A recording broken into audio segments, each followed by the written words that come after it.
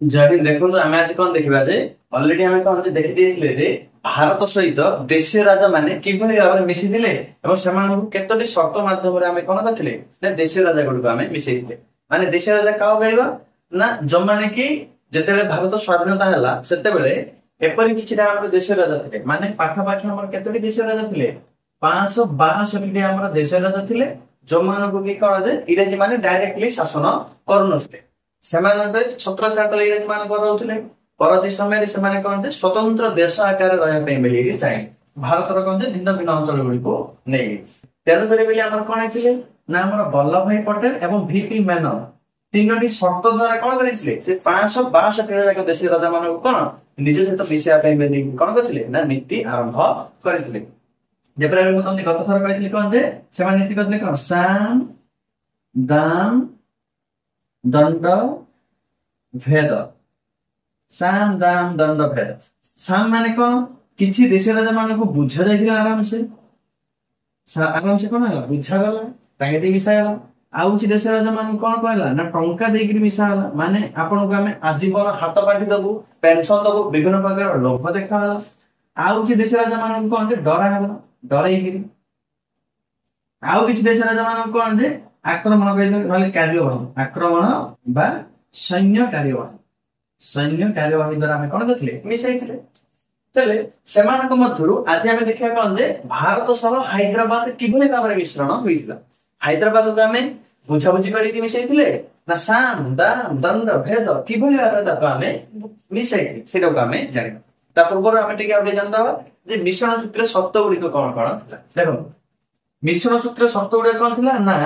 भारत सरकार को आपण कौन करूँ निजर वैदेशिक व्यापार दे दिंतु। माने भारत सरकार देखिए जे वैदेशिक नीति भारत सरकार बनई आपण कौन प्रकार बनातु ना आपणकर सुरक्षार दायित्व भी क्या दे दिंतु भारत सरकार को ही दे दिंतु। माने भारत सरकार कौन करेंगे आपन को सुरक्षा देवे। कौन से आपणकर जोगाजोग डेभलपमेंट दायित्व क्या भारत सरकार तीन नीति आम दे बुझल गोटे कराई।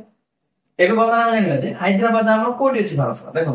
हैदराबाद आम कौन से एठी आम कौन है ना एटा है हैदराबाद से समय एटा कौन कहला हैदराबाद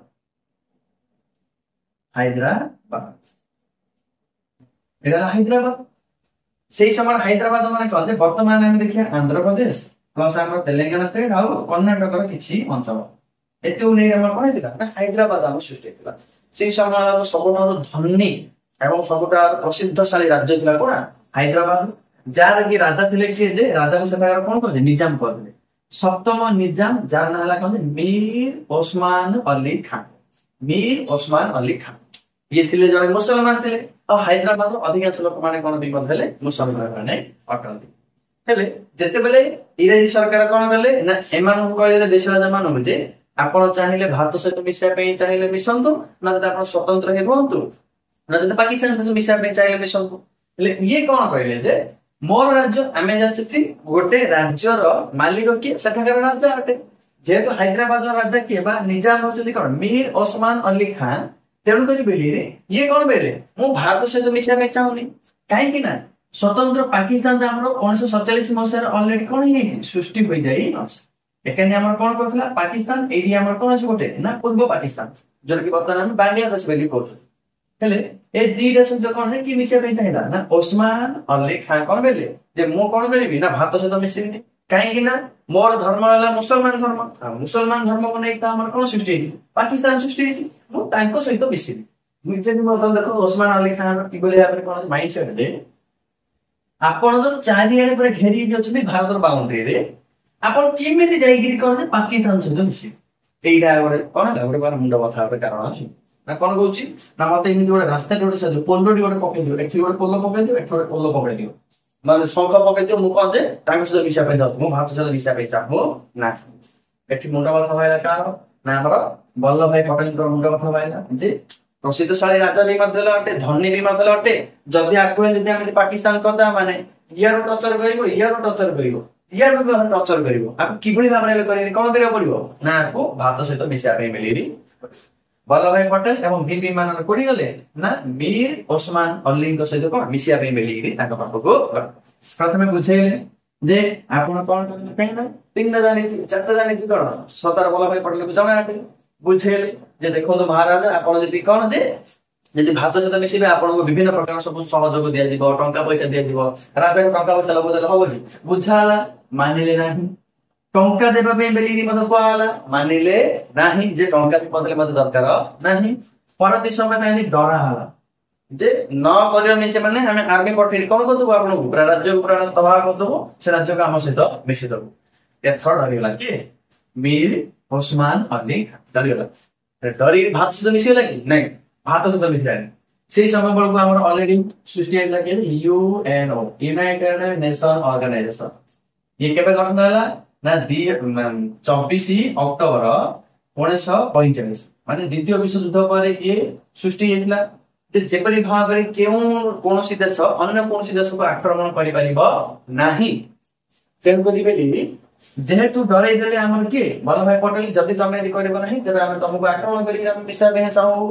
ସେତେବେଳେ କୋଉଠିକି ପଳେ ନା ଓସମାନ ଅଲି ଖାଁ କୋଉଠି ପଳେ ନା ୟୁଏନ ପାଖକୁ ପଳେ ଏବଂ ୟୁଏନ ପାଖକୁ ଯାଇ ୟୁଏନ ରେ ଯାଇ କଣ କଲେ ଯେ ଆଜ୍ଞା ମତେ ଆପଣ କଣ କରାନ୍ତୁ ବଞ୍ଚାନ୍ତୁ ଏଇଟା କେଉଁ ମସିହାର ଘଟଣା ଅଟେ 1948 ମସିହାର ଘଟଣା 48 ଯେ ଆପଣ ମତେ କଣ କରନ୍ତୁ ବଞ୍ଚାନ୍ତୁ କାହିଁକି ନା ବଲ୍ଲଭଭାଇ ପଟେଲ ଯିଏକି ଭାରତ ଉପପ୍ରଧାନମନ୍ତ୍ରୀ ବା ଗୃହ ସଚିବ ଅଟନ୍ତି ବା ଗୃହ ମନ୍ତ୍ରାଳୟରେ ତାଙ୍କେ ଅଛନ୍ତି ତାଙ୍କେ କଣ ଯେ ମତେ ଆକ୍ରମଣ କରିକି ନିଜ ସହିତ ମିଶିବା ପାଇଁ ବୋଲି କଣ ବାଧ୍ୟ କରୁଛନ୍ତି ଆଉ ଇଂରେଜୀ ସରକାରଙ୍କ ନୀତି ଅନୁଯାୟୀ ତାଙ୍କେ ମତେ ଫ୍ରି ଦେଇଛନ୍ତି ଯେ ଆପଣ ଚାହିଁଲେ ପାକିସ୍ତାନ ସହିତ ମିଶନ୍ତୁ କିମ୍ବା ସ୍ୱତନ୍ତ୍ର ଦେଶ ହୁଅନ୍ତୁ ମୁଁ ଚାହୁଁଛି ପାକିସ୍ତାନ ସହିତ ମିଶିବା ପାଇଁ କିନ୍ତୁ ଭାରତ ମତେ ଜବରଦସ୍ତି ନିଜ ସହିତ ମିଶିବା ପାଇଁ ବୋଲି ଚାହୁଁ ଏଇଠି ପୁରା ପୁରା ଲାଗିଗଲା ଦେଖନ୍ତୁ ୟୁଏନ ଗୋଟେ ପ୍ରକାର ମଜା ଘଟେ ମାନେ ୟୁଏନ କୁ ଯିଏ ବୋଲେ ସେ ଢୋଲ ବଜେଇଲା ପଡୁଛି ବିଜେତା ରାଷ୍ଟ୍ର ମାନଙ୍କର ହିଁ ବୋଲ ବାଲା ଏଠି ଦେଖିବା ପାଇଁ ମିଳୁଛି ଆଉ ଦ୍ୱିତୀୟ ବିଶ୍ୱଯୁଦ୍ଧରେ ଜିତିଥିଲା କିଏ ନା ଆମର ଇଂଲଣ୍ଡ ଆଉ ଇଂଲଣ୍ଡ ଚାହୁଁଛି ଯେ ଭାରତ ସବୁବେଳେ ମାଡଗୋଳରେ ହିଁ ରହୁ ସେମାନେ ଏମିତିକି ସ୍ୱାଧୀନତା ଦେଇଛନ୍ତି ସତ କିନ୍ତୁ କେବେ ବି ମଧ୍ୟ ସେମାନେ ଏମିତି ଶାନ୍ତିରେ ବି ମଧ୍ୟ ରଖେଇ ଦଉନାହାନ୍ତି ଯେତେବେଳେ ମଧ୍ୟ ଆମ ମଧ୍ୟରେ ମାଡଗୋଳ ସୃଷ୍ଟି କରେଇ କଣ ନଖ ଫସିବା ପାଇଁ ବୋଲି ବହି କରୁଛନ୍ତି ଏଠି ୟୁଏନ କଣ କହିଲା ଭାରତକୁ ପୁରା ଆଦେଶ ଦେଲା ଯେ ଆପଣ ଓସମାନ ଅଲି ଖାଁକୁ ଡରଉଛନ୍ତି ଭାରତ ସରକାର ହାଇଦ୍ରାବାଦ ଉପରେ କୌଣସି ପ୍ରକାର ସୈନ୍ୟ କାର୍ଯ୍ୟବାହୀ କରିପାରିବ ନାହିଁ କୋଉ କାର୍ଯ୍ୟବାହୀ ସୈନ୍ୟ କାର୍ଯ୍ୟବାହୀ ଆପଣ କହିଲେ ସୈନ୍ୟ କାର୍ଯ୍ୟବାହୀ ମାନେ କଣ ନା ହାଇଦ୍ରାବାଦକୁ ଆକ୍ରମଣ ଭାରତର ସୈନ୍ୟ ମାନେ କରିପାରିବେ ନାହିଁ ଯଦି ଭାରତର ସୈନ୍ୟ ଯଦି କଣ କରିବ ଆକ୍ରମଣ କରିବ ତେବେ ମୋର ନିଜର ଆର୍ମି ନେଇକିରି ମୁଁ କଣ କରିବି ଭାରତ ଉପରକୁ ଆକ୍ରମଣ କରିବି ଏବଂ ଭାରତକୁ ଏକ ଘର କି ମୁଁ କରିଦେବି ମୋଟା କଥା ହେଲା ଇଏ ପୁରା କଣ ସେଠୁ ଖୁସିରେ ପୁରା ହାଇଦ୍ରାବାଦ ଆସିଲେ ହାଇଦ୍ରାବାଦ କଣ କହିଲେ ବର୍ତ୍ତମାନ ମୁଁ କୋଉଠି ମିଶିବି ନା ପାକିସ୍ତାନ ସହିତ ମୁଁ ବର୍ତ୍ତମାନ ଟେନସନ ବିଷୟ ହେଲା ତାପରେ ବଲ୍ଲଭଭାଇ ପଟେଲ କଣ କହିଲେ ନା ହାଇଦ୍ରାବାଦକୁ ଯେଭଳି ଭାବରେ ହେଲେ କଣ କରିବାକୁ ପଡିବ ନା ଭାରତ ସହିତ ମିଶିବା ପାଇଁ ବୋଲି ପରିବାଟା ପଡିବ ଇଏ କଣ କରିବା ଇଆଡେ ୟୁଏନ ବି ମଧ୍ୟରେ କଣ କରିଛି ନା କହିଛି ସୈନ୍ୟ କାର୍ଯ୍ୟବାହୀ କଲେ ହବ ନାହିଁ ସୈନ୍ୟ କାର୍ଯ୍ୟବାହୀ କଲେ ହବ ନାହିଁ ହେଲେ କଣ କରିବା ଆମେ ନା ପୋଲିସ କାର୍ଯ୍ୟବାହୀ କରିବା କଣ କରିଦବା ସୈନ୍ୟ ମାନେ ତ ପ୍ରେରଣ କରିପାରିବି ନା କିନ୍ତୁ ପୋଲିସ କି ତ ପ୍ରେରଣ କରିପାରିବି ପୋଲିସ କଣ କରିବି ନା ମୋ ସହିତ ମିଶେଇବି ଭେଦ ନୀତି ଆପଣେଇବା ମାନେ ଏଣ୍ଟ୍ରି କର ପୁରା ତାର ରାଜ୍ୟକୁ ଏଣ୍ଟ୍ରି କରି କଣ କର ପୁରା ପୁରି ଧୈର୍ଯ୍ୟ ହବ ହେଲେ ପୋଲିସ ମାନେ କଣ ସେତେ ପରିମାଣ ଗୋଟେ ରାଜ୍ୟକୁ କବ୍ଜା କରିବାରେ କଣ ସକ୍ଷମ ନାହାନ୍ତି ତେଣୁ କରି ବଲ୍ଲଭଭାଇ ପଟେଲ ମୁଣ୍ଡ ଖେଳାଇଲେ କାଉ ଡାକିଲେ ଆର୍ମି କାଉ ଡାକିଲେ ଆର୍ମି କି ଡକା ହେଲା ଆର୍ମି କୁ କଣ କରାହେଲା ନା ପୋଲିସ ଡ୍ରେସ ପିନ୍ଧା ହେଲା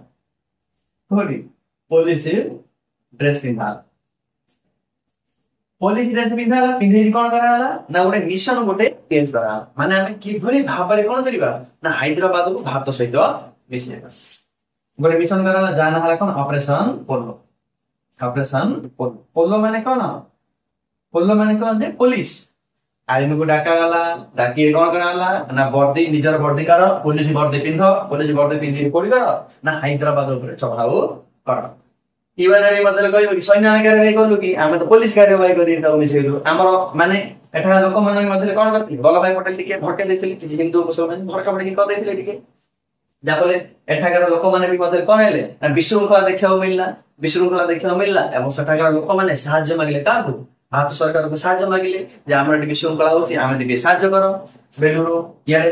ଆର୍ମିକୁ ଡ୍ରେସ ପିନ୍ଧାଇଲା କଣ ନା ପୋଲିସ ଡ୍ରେସ ପିନ୍ଧାଇଲା ଏବଂ ହାଇଦ୍ରାବାଦ ଚତୁର୍ପାର୍ଶ୍ୱରେ କଣ କରାହେଲା ଆର୍ମି ଗୁଡିକୁ ଜଗା ହେଲା ଏବଂ ରାଜା ପାଖକୁ ଯାଇକି କଣ କହିଲା ଯେ ଆପଣଙ୍କର ଜନତା ବିଦ୍ରୋହ କରୁଛନ୍ତି, ଆପଣ ଜନତା ଆମେ ଟିକେ ସାହାଯ୍ୟ ମାଗିଲେ, ତେଣୁକରି ଆମେ କଣ କରିବା ସାହାଯ୍ୟ କରିବା ପାଇଁ ଆଉଛୁ। ଗୋଟେ ଅର୍ଥରେ ଆମେ ସାହାଯ୍ୟ କରିପାରିବୁ। ଆପଣ କଣ କରନ୍ତୁ ନା ଭାରତର ମିଶ୍ରଣ ଚୁକ୍ତିରେ କଣ କରନ୍ତୁ ସ୍ୱାକ୍ଷର କରନ୍ତୁ। କିନ୍ତୁ ବିଦ୍ରୋହଟା ହିଁ ମତେ କରାଇଥିଲେ କିଏ ଆମର ବଲ୍ଲଭଭାଇ ପଟେଲ କଣ କରାଇଥିଲେ। ନିଜେ ଆମର କଣ ମୁଣ୍ଡ ଉପରେ ଗଣ ରଖା ହେଲା ଯେ ଜଲ୍ଦି ସାଇନ କରିକି କଣ ଆପଣ ଆପଣଙ୍କର ପ୍ରିୟ ସ୍ଥାନ ପାକିସ୍ତାନକୁ ଚାଲନ୍ତୁ। ହେଲେ ଅପରେସନ ପୋଲ ମାଧ୍ୟମରେ ଆମେ କଣ କଲେ ନା ଓସମାନ ଅଲ୍ଲୀ ଖାଁକୁ ମନାଇଥିଲେ, ମନାଇକି କଣ କରିଥିଲେ ହାଇଦ୍ରାବାଦକୁ ଭାରତ ସହିତ ମିଶାଇଥିଲେ। 17 ସେପ୍ଟେମ୍ବର 1948 ତାରିଖ ଦିନ କଣ ହେଲା ଭାରତ ସହ ସମ୍ପୂର୍ଣ୍ଣ ଭାବରେ ଓସମାନ ଅଲ୍ଲୀ କଣ କଲେ ସିଗ୍ନେଚର କଲେ। ସିଗ୍ନେଚର କରିକି ଭାରତ ସହିତ ମିଶିଲେ, ଟଙ୍କା ଧରିଲେ, ତାଙ୍କର ପରିବାର ଜଣଙ୍କୁ ଧରିକି ପୁଣି ଚାଲିଲେ ସିଧା ପାକିସ୍ତାନ। ହେଲେ ଏଇପରି ଭାବରେ ଆମେ କଣ କରିଥିଲେ ନା ଅପରେସନ ପୋଲ ଯାହାକୁ ଆମେ କହୁଛନ୍ତି କଣ ଯେ ପୋଲିସ କାର୍ଯ୍ୟବାହୀ ଦ୍ଵାରା ମାନେ ଆର୍ମିର ଡ୍ରେସ ଶୁଖେଇ ଦେଇଥିଲେ। କାର୍ଯ୍ୟବାହୀ ଦ୍ଵାରା ଆମେ କଣ କରିଥିଲେ ନା ଆମେ ହାଇଦ୍ରାବାଦକୁ ସେଇ ସମର ସମୟରେ ଧନୀ ରାଜଘରାନା ଥିଲା, ମାନେ ଧନୀ ରାଜ୍ୟ ଥିଲା, ତାହାକୁ ଆମେ କଣ କରିଥିଲେ ଭାରତ ସହିତ ମିଶେଇଥିଲେ। ଏପରି ଭାବରେ ଆମର କଣ ଯେ ଗତ ଥର ବୋର୍ଡ ପରୀକ୍ଷାରେ ଆମର ଏଇଟା ପଚାରିଥିଲା ଯେ ହାଇଦ୍ରାବାଦକୁ କିଭଳି ଭାବରେ ଭାରତ ସହ ମିଶ୍ରଣ କରାଯାଇଥିଲା ଏହା ବିଷୟରେ ଲେଖ। ଆପଣ କଣ କରିପାରିବେ ଏ ପୁରାପୁରି ବିଷୟବସ୍ତୁକୁ ଆପଣ ଲେଖିକି ଆସିଲେ ଆପଣଙ୍କର ଏଇ ମତ କଣ ହେଇଯିବ ନା ଫୁଲ ମାର୍କ ଆପଣଙ୍କର ମିଳିଯିବ। ତମେ ନେକ୍ସଟ ପିରିୟଡରେ ଆମେ କଣ ଦେଖିବା ନା ଜୁନାଗଡକୁ କିଭଳି ଭାବରେ ଭାରତ ସହିତ ମିଶେଇଥିଲେ। ଯେବେଳେ ଆମେ ପଢୁଥିଲେ ନା ନାଇଁ ଜୁନାଗଡ ବି ମଧ୍ୟ ହେଲା, ହାଇଦ୍ରାବାଦ ବି ମଧ୍ୟ ହେଲା, ଜାମ୍ମୁ କାଶ୍ମୀର ବି ମଧ୍ୟ ହେଲା, ଏଗୁଡିକୁ କଣ କରାଯାଇଥିଲା ନା ଭାରତ ସହିତ ମିଶା ଯାଇଥିଲା। ଏହା ସବୁ ଦେଶୀୟ ରାଜ୍ୟ ଥିଲା, ଏମାନେ ମିଶିବା ପାଇଁ ଚାହୁଁନଥିଲେ। ବର୍ତ୍ତମାନ ଆମେ ହାଇଦ୍ରାବାଦ ଦେଖିଦେଲେ, ତାପରେ ନେକ୍ସଟ ପିରିୟଡରେ ଆମେ କଣ ଦେଖିବା ଜୁନାଗଡ ଦେଖିଦବା। ଏଠି ଆମର ଜୁନାଗଡ ଅଛି, ତାପରେ ଆମେ କଣ ଜାମ୍ମୁ କାଶ୍ମୀର ଦେଖିଦବା। ଯାହାଫଳରେ ଆମର କଣ ହେଇଯିବ ନା କିଭଳି ଭାବରେ ପାଖି ଯାଉ ଆମେ ଆରାମସେ କଣ କରିଥିଲେ 500 ଯାଉ ବୁଝାବୁଝି ଲୋଭ ଦେଖେଇଲେ ଆମେ ମିଶେଇ ଦେଇଥିଲେ। କିନ୍ତୁ ଏମାନଙ୍କୁ ଆମେ କିଛି ଅଧିକ ପରିଶ୍ରମ କରିବାକୁ ପଡିଥିଲା କଣ ମିଶେଇବା ପାଇଁ। ତେଣୁକରି ଆପଣ କଣ ଏହାକୁ ଲେଖିବା ପାଇଁ ଚେଷ୍ଟା କରନ୍ତୁ। ଆଜି ପାଇଁ ଏତିକି। ଜୟ ହିନ୍ଦ।